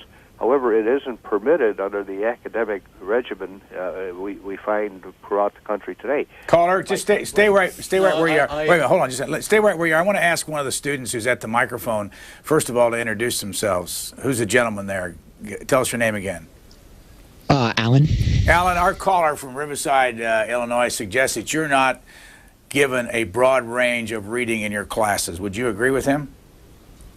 I think that's a fairly absurd statement. I think that perhaps if our curriculum is more of a liberal leaning, then it's more upon ourselves to look at other sources of information, whether it's more conservative information or perhaps more liberal information. That's kind of our charge as students to broaden our scope if we feel that what we're getting in class is not sufficient. Let me ask the other student at the microphone if she would like to tell us her name and then tell us whether or not you think the professors in your class have a broad enough range of reading. My name is Molly, and I'm from Colorado State University, and I definitely think we have a broad range of reading. That's my only comment on that. My question actually for you gentlemen was, what is your idea of the ideal American president, and what single most important value do you feel that the president should hold? I'm going to hold on that to just a second to go back to our Riverside, Illinois caller. They suggest that they've got enough out there in the way of breadth. It isn't true. Read about the upsets and the tearing up of the newspaper stands that goes on when something from opposing the general trend in academia appears. They go out and steal the papers on it. And there are certain publications well written. The New York City Journal, for example, seems to me to be an excellent read and presents things a bit differently than. I believe his name is Theodore something or other, who a doctor from England. Also, he writes in the City Journal quite a bit. Oh, I'm nervous. Dalrymple, I believe his name is. Yes. And he, but Dr. Wright. It's a great name, yes, Theodore Dalrymple. It's a fantastic name. We all long for a name like that. Makes really. you proud to be British. Let me. But listen, I oh. also teach part time at the New School in New York. In fact, you have the honour of addressing the professor of liberal studies at the graduate faculty there. Sorry, I can't. Completely corpsed. I'm so sorry. The idea of you as a sort of professor, well, and then insisting on being it's called funny how often I get this reaction. It's funny how often I get this reaction. We're pressing solemnly along, pedagogically along. All I can tell our younger audience members is this: if you think you're, or if you claim you are well-read or well-educated, you're not. The best you can hope to do is to find out how ill-read you are. That's what education does. It shows you roughly how much you still have to learn. So to say I've already read enough, or I know I'm a well-rounded person, or I've got enough, is by definition untrue, I'm sorry to say. Exactly, and I think there's part of the problem here is the cult of self-esteem, which is true in education today. It's like kids are students are taught that the most important thing is to believe in yourself and to believe that you're the best thing that ever happened, as opposed to telling them you don't know anything. None of us know anything. All of us as students our entire life. You've got to get out there, find out new material, think about new things. People talked earlier about wealth in the media. The truth is that's all. That excuse is over, buddy. the internet is free. A site like mine costs nothing to read. I don't get paid for it. It's all about getting information out there and learning. And there's never been less of an excuse for a smug, lazy student to claim that he has or she has a broad education. And I wish more teachers today would tell their students that they don't even know the half of it yet and get out there and learn more. You guys are on a roll. Would you like to continue, Mr. Hitchens? No, I wanted to say more about Orwell for a second. Well, you want to sell the book? Before we, yes, I do want to promote the book. In fact, you might just... You want to see the cover again, yeah, folks? Right. Here, let me hold it up. Here it is, it's just free. It's that, as everyone knows about 1984, Orwell modeled his horrific concept of a hermetic future, totally closed and tyrannical and hateful society, on things that had already happened, the dictatorships in Germany and Russia. But the reason why he's relevant still is if you go to North Korea or to Iraq, you would imagine these people had modeled their state on Orwell, that they'd taken 1984 and thought, could we make this work? Could we make people that miserable, that frightened, that coerced, round the clock? Could it be done? Well, we'll give it our best shot. And I think people often have a difficulty when all of these discussions we've been having about Iraq and North Korea this morning, in getting their minds around the concept of radical evil, even though the president says something's evil, it might still be true.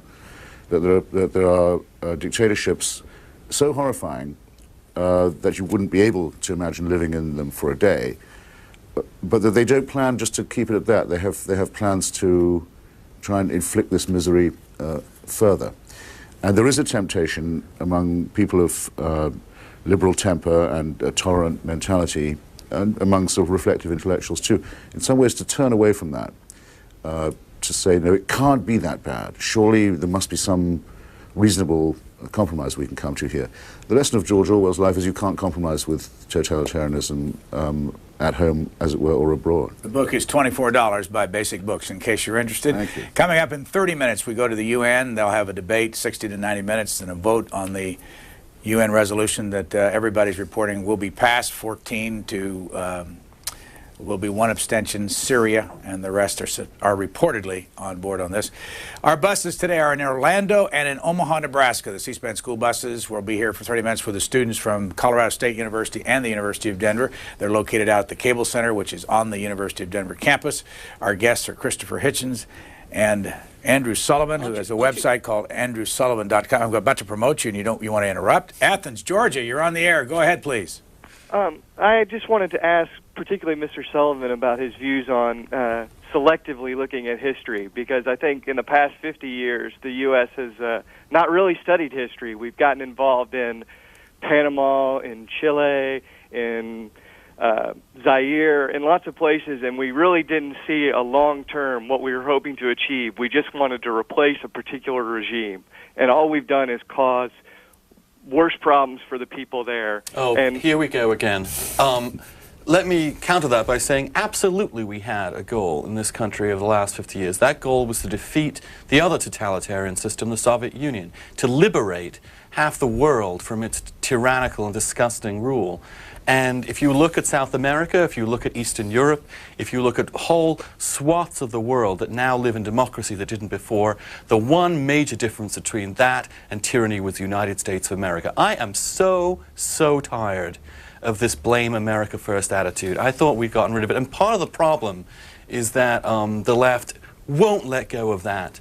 They still suspect this country more than they suspect any other country in the world. And until they let that go, until they actually rediscover the values of what this country stood for and believe in it, they're politically dead. Athens, come back. Well, no, I can't let that go. No, let's bring Athens back in and we'll get to you. Go ahead, Athens. You still there? Athens is gone. You were going to say something, Mr. Hitchens? Well, I think, I hope Andrew doesn't mean what he just said, because it would be to say that we have no responsibility at all. We must forget any consideration of responsibility for things like the destruction of the democratic process in Chile, the murder of Patrice Lumumba in the Congo, the devastation of Cambodia and Laos and Vietnam, the mass murder in East Timor. None of these things, by the way, did anything to bring down the Berlin Wall, Andrew. These are acts of imperial violence and bullying. We live still with their consequences. There are unpunished war criminals like Henry Kissinger amongst us, and if people talk as if, well, we don't owe anyone an explanation for this, I didn't say that. that's, well... I did not say that. It sounded to me as if, very much as if you did. The questioner said that we had no long-term goal, that we had no real idea what we were doing, we didn't understand history. Of course, Christopher, this country must be held morally responsible for the consequences of its actions in a complicated world. And of course, things have been done in this country that are shameful and wrong, as in every regime. But in the broad perspective, in the broad historical look, there's no question that this country has been a force for good. In fact, without this country, without the United States, both Nazism and Soviet communism would prevail. And that's the difference between freedom and tyranny. And the United States was the difference. And, you know, both of us grew up in a country that knows that very, very clearly. Let me go back to Denver. Students at the microphone, tell us who you are and what's your comment or question. My name is Jake, and from the University of Denver, and I was curious what you guys thought about the role of the United States as the police force of the world, and if it's become too great. That's it. Thank you. How about let's go on to the other side. Paige, you're back with us. What would you like to say this time? Yes, my inquiry actually really bounces off of what you guys just were talking about. And I'd just like to say I commend what the two guests were just talking about life being a continuing education, and we're never really fully there. But how does the United States democracy really compare positive and negatively internationally as far as politics go? Thanks. We have three questions from the students in the last few minutes. One of them is, what's an ideal American president? Remember that one? And then what's your feeling about the role of the U.S. as a police force around the world? And then how does the United States' democracy compare with others? Those are three things I think you all think about. Ideal American president? Well, I should start by saying, because we were also asked about our ideal American value. I mean, if asked to say what a value was, I hope I'd come up with a better word than integrity, by the way. Again, I still think there is probably a bit too much esteem washing around the place. That's a tautology. If you have value, you have integrity. If you have integrity, you have value. I would say for America, the thing that has magnetized me to it, and did, is its respect for the Constitution, and in particular for the Bill of Rights. It's a country, in other words, founded on written documents that are subject to revision and to review, and it's the only one that is founded on such promises. And I would, this is part of the answer to a subsequent question, there's no country I know, including my own, initially the United Kingdom, that wouldn't be better off if it adopted the Bill of Rights as their constitution. The U.S.'s role as the police force of the world? In other words, America also has a revolutionary role. Now, as the police force, well, you know that I have two views. I just said to Andrew that I think there has been a disgraceful record of imperialism and bullying in the past, but it's heartening, therefore, to see a country that once, I mean, America didn't extinguish the democratic process in Chile. The Nixon-Kissinger gang did that. But America, through a long process of debate and discussion, is considering sponsoring an election process in Iraq. That's all the difference in the world. Is your movie that you're involved in, The Trials of Henry Kissinger, available around the country? Well, alas, no network would take it because they're all such wimps and cowards. But as Andrew says, the day of the monopoly in the media is over. To a limited extent, that's true of movies too. In sort of art house type cinemas all across the country, it is being shown. One in Washington, two in San Francisco, Film Forum in New York. You can catch it, and you can make an effort to if you're in a college town, you can make an effort to have it shown there. Andrew Sullivan, the role of the U.S. as a police force, the ideal American president, this democracy. Let me take the the greatest upholder of the Constitution and the Union was obviously Abraham Lincoln, and in the most dire circumstances. So for that, it seems to me, he takes the palm. The value, which I hate that word, the virtue is better. Value sounds like this sort of interchangeable, amorphous quality, is the defense of liberty, period. I mean, that's what it's about. If it's not about that, it's about the pursuit of happiness and this wonderful... the idea that a country would put the word happy, happy in its constitution is such a wonderful idea. It's that every human being might have a different idea of what it is to be happy. And not only that, but not the attainment of happiness, but the pursuit of it. Even when you fail, even when you don't get it right, that process of getting it right, that process, indeed, is all about process, which liberty gives you. That's what I love about this country, and I'm forever grateful for it giving me the space and air to breathe as someone who I think would find it very hard to fit in anywhere else. As to the president, I think that one thing we miss is something that's very intangible about political leadership, and that is simply judgment. The ability to weigh a question in real time without knowing everything about the possible consequences, because nobody ever does. I mean, going to war, for example, is an absolutely terrifying notion. We can't know for sure, but having the skill and the ability to measure a particular moment in time and make the right decision is what the ancients used to call prudence or practical wisdom. You don't have to be book smart to do that.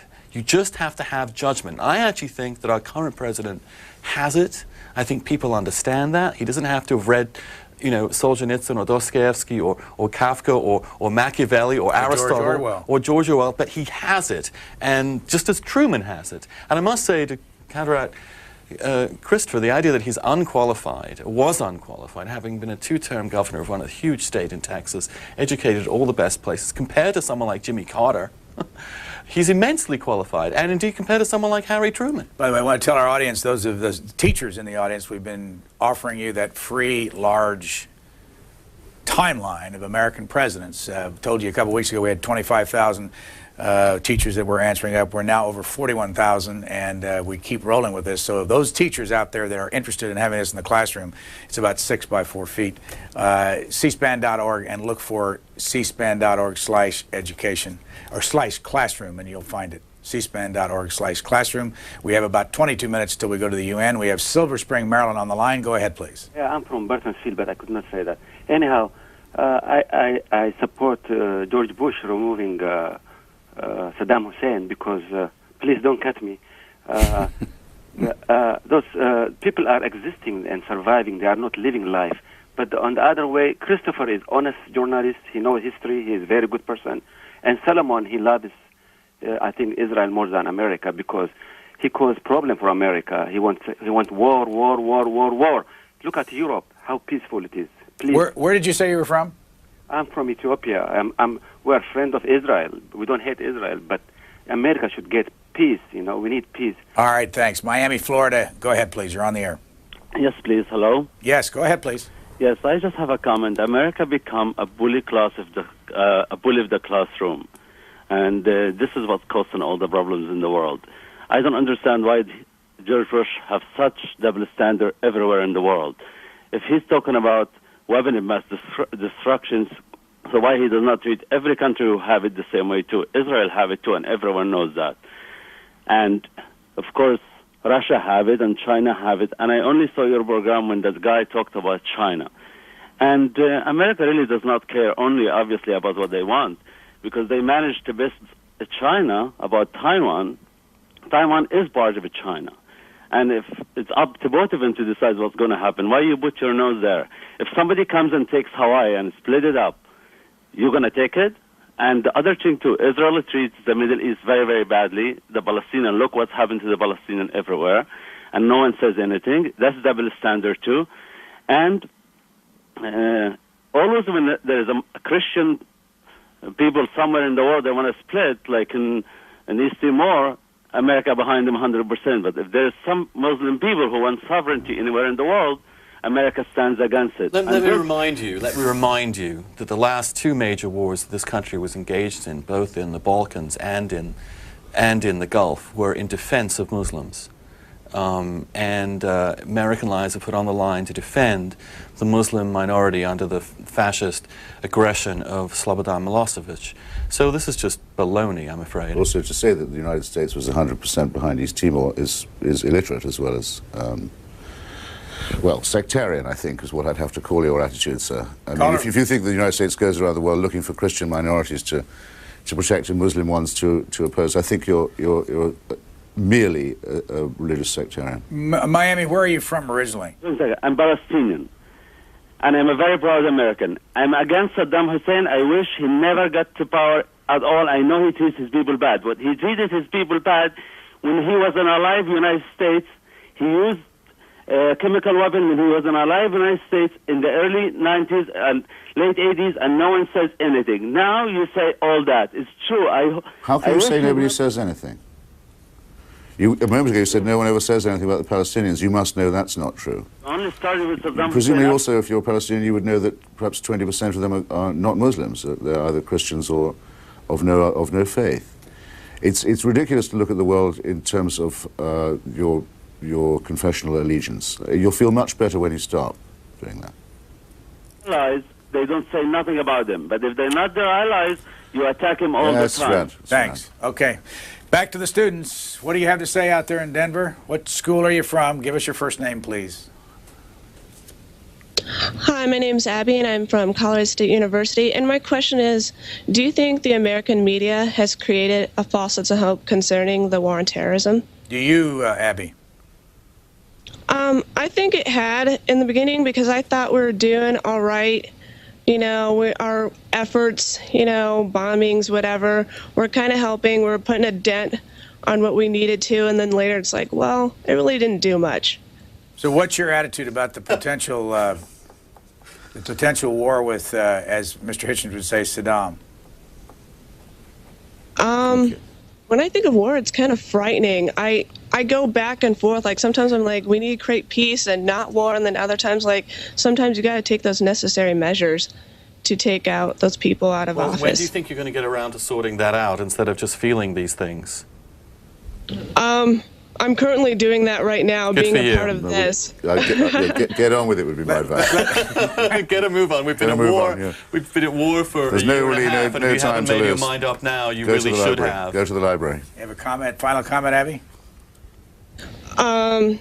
Actually, I don't really have a My final comment is I'm comment. amazed at the gender imbalance over there. I mean, do no men get up in the morning? I guess it's true. No men can't get up in the morning. But it's interesting to me. This is another function of how well women are doing in colleges and in education around the country. I mean, what's amazing is that we're getting a fantastic gender gap now in colleges and educated people in which women are trouncing men. I wonder, where are the men out there? Why aren't they in that room? Let's go to the other side and see if we can find one of the men students. I'm telling you, there's hardly anyone up there. Please give us your name and tell us what your comment or but question is. Go ahead, please. This is fine anyway. This is fine. Oh, it's okay for you, Christopher.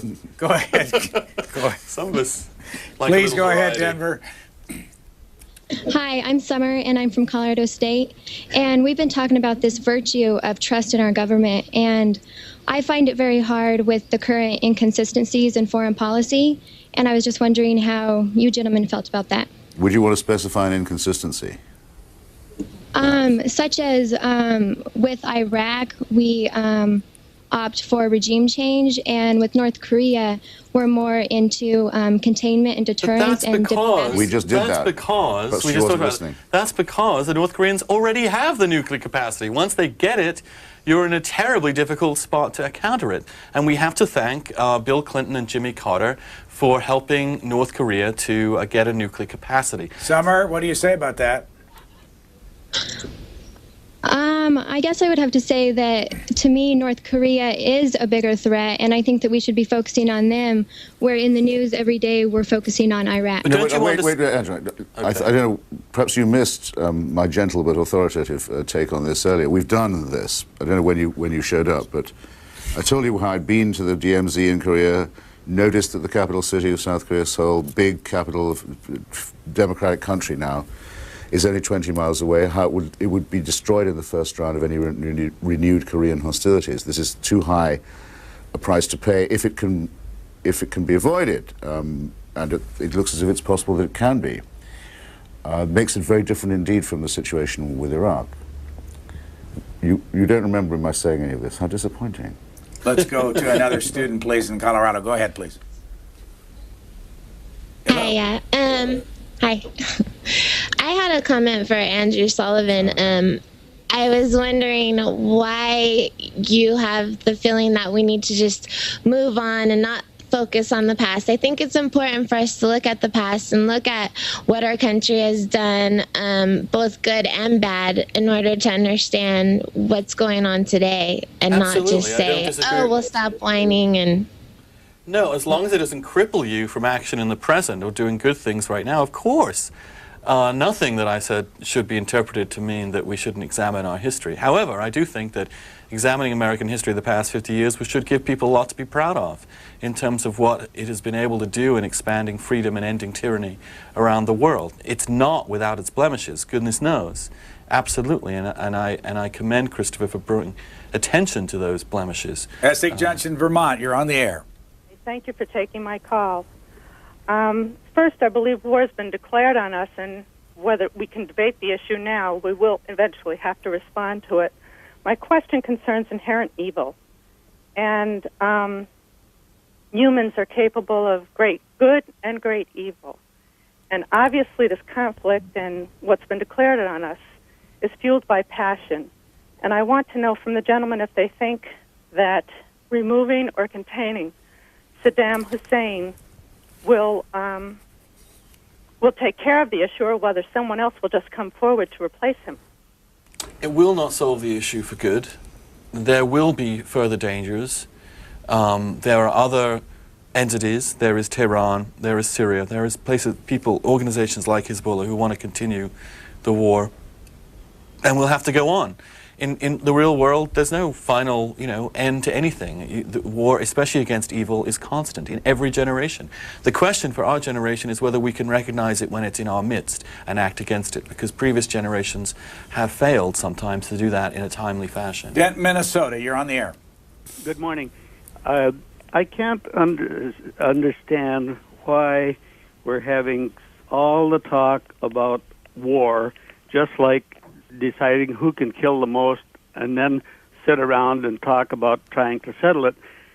There's been practically no mention for a year or so about getting together and trying to settle things in advance.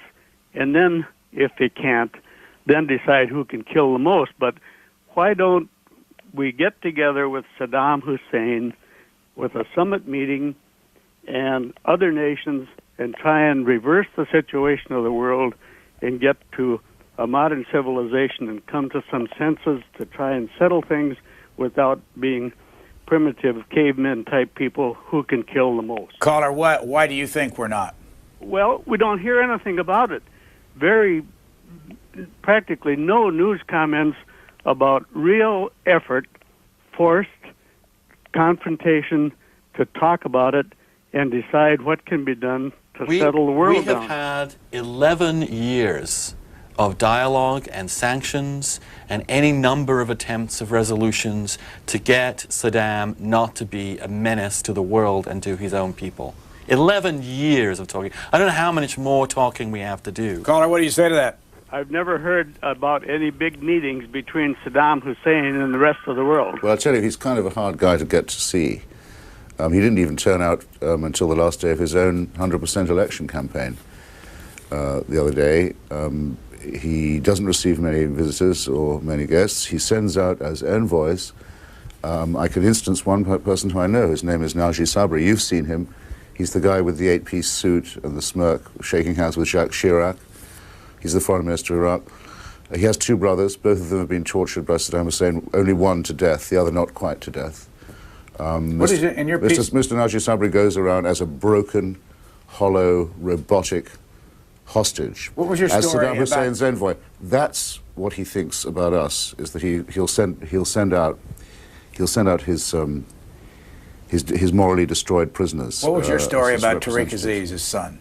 Oh, Tariq Aziz, who used to be the foreign minister, who's now deputy prime minister, has a son who was sentenced last year to 20 years imprisonment, then was released, then was rearrested, then released again, then rearrested. Tariq Aziz knows who's boss. He's the other guy you see shaking hands with Kofi Annan. Saddam Hussein uses hollowed out, humiliated hostages as his negotiators. Last comment from Dan. I'm just saying, see, the gentleman perfectly illustrated my point. Some people can't believe that there is real evil and cruelty and madness on this scale, that the most surely reasonable men can get together. Dan, what do you say? And how wrong. Been told about all the evil in that, and I believe it. I think it's true, but I don't hear any concrete evidence of forcing a discussion among various people in the world, Saddam and others, because I think we're going to see more and more terrorism, and it's going to be here.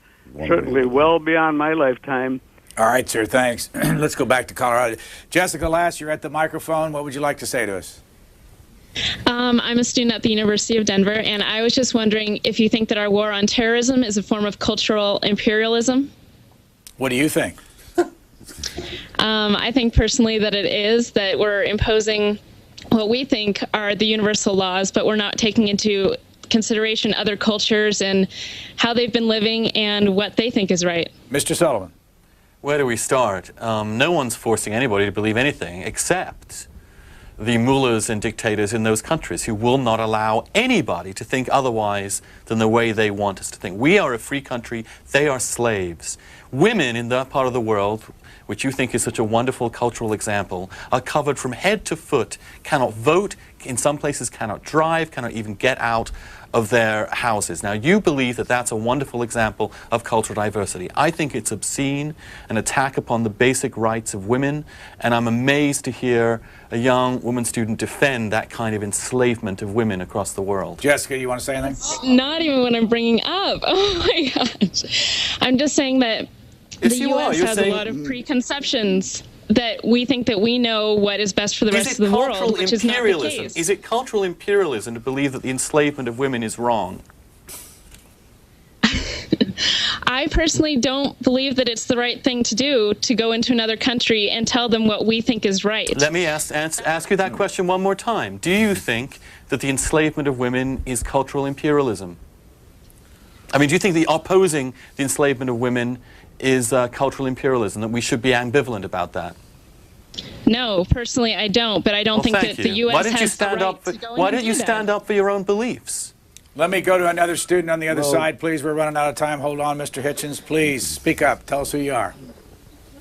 Hi, I'm Kendra from Colorado State University, and I had a question for the two men about the value of safety in the U.S. involving the war. I think it's really important, and if you question, some people question if we go to war, like it might threaten the U.S. safety, but we have to ask ourselves how safe are we now? So I think we should have the courage to stand up and do something about it. Mr. Hitchens, value of safety.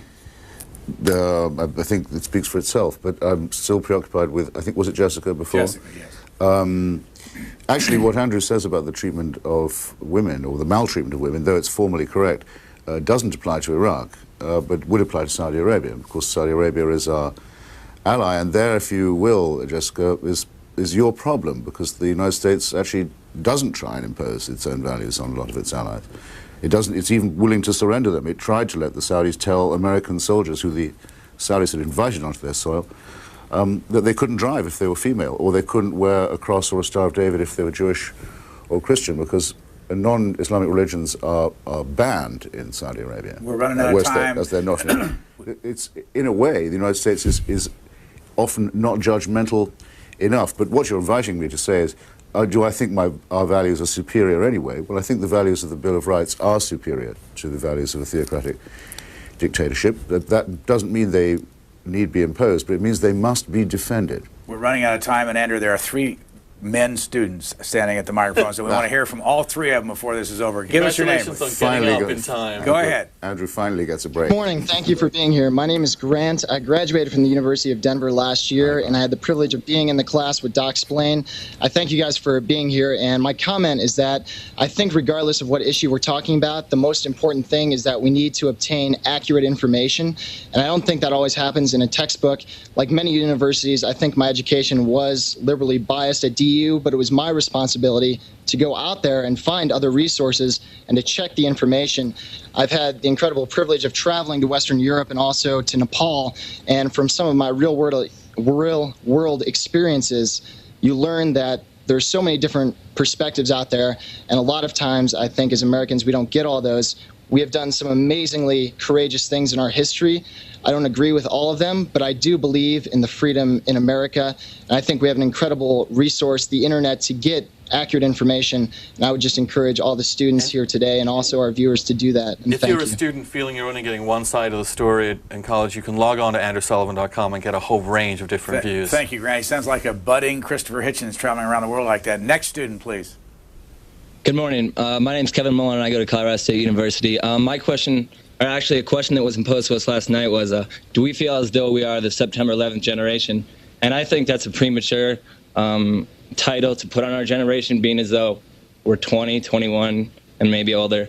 And if you guys think that that is an appropriate title for our generation in the light of many things to come. Thanks, Kevin. One more. I think we have one more at the microphone. We're running out of time. Go ahead. Hi, Mark from the University of Denver. I think a lot of the apprehension that some of us show in the war against Saddam Hussein is that it started out as a war against Osama bin Laden in Afghanistan, and then kind of seemed to switch somewhere to a weapons problem. And it seems that President Bush has been using the impetus behind September 11th to push this war a little bit further and faster than most of us are comfortable with. Thank you, Kevin, and I mean Mark, and everybody else out there, the students who participated, for getting up. Chancellor Ritchie for getting up real early and coming to us at 6 o'clock your time. Jim O'Brien, who runs the center there, and Doc Splain, who's on the scene. We have a little bit of time left to the two of you. The September 11th generation, is that fair? Well, in a way, it could be a badge of honor to be called that, I suppose, but there is something a bit final about it. It's as if there would be anything else to talk about, either to celebrate or to deplore. I think I would want to resist it if I was his age. Anyway, since I think it's true to say that it changed everybody's life, and it certainly changed mine, I don't really think it's a generational question, to be honest with you. I actually think it is. Or if it is, then we're all of that generation.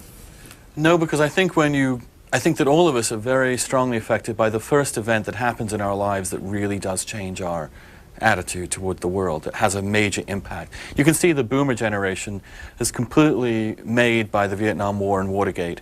I do think that this event, showing the fragility of American lives, showing that we're not invulnerable, will have a huge psychological impact on this generation. I think it'll make them more realistic about the world, more determined to do good things in the world, and more determined to defend the values that they believe in, all of which I think is a good thing. Now, let me just address the September 11th Iraq question.